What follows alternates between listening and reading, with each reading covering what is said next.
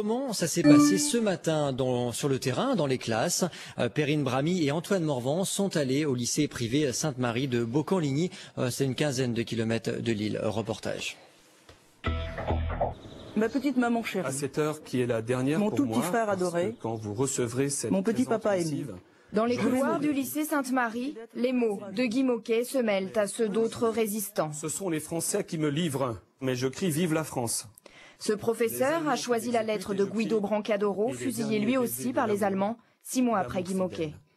Adieu, chers parents. Brancadoro. J'ai décidé de ne pas lire la lettre de Guy Môquet parce qu'elle est très très émouvante.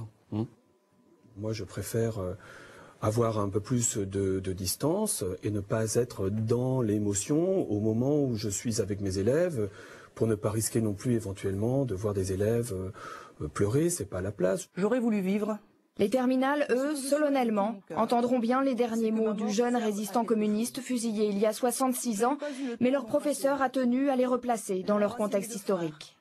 Le 21 octobre 1941, le choix des otages est laissé à la discrétion du gouvernement de Vichy. C'est la mort de quelqu'un qui a été arrêté, qui est fusillé dans un contexte de guerre et dans un contexte quand même très particulier. Donc je pense que le contexte me paraissait quand même très important. Fallait-il lire cette lettre? La question fait débat entre les élèves. Et ça t'a touché, non? Ouais, bah oui. Ça touche vraiment profondément, même sans connaître le contexte. C'est pour ça que...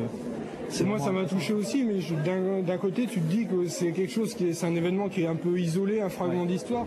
En salle des profs aussi, cet hommage national ne fait pas l'unanimité. On fait la confusion entre ce qui est l'histoire et ce qui est la mémoire. C'est-à-dire que la mémoire, c'est quelque chose qui peut être individuel, qui peut être collective, mais qui va faire appel à l'émotion.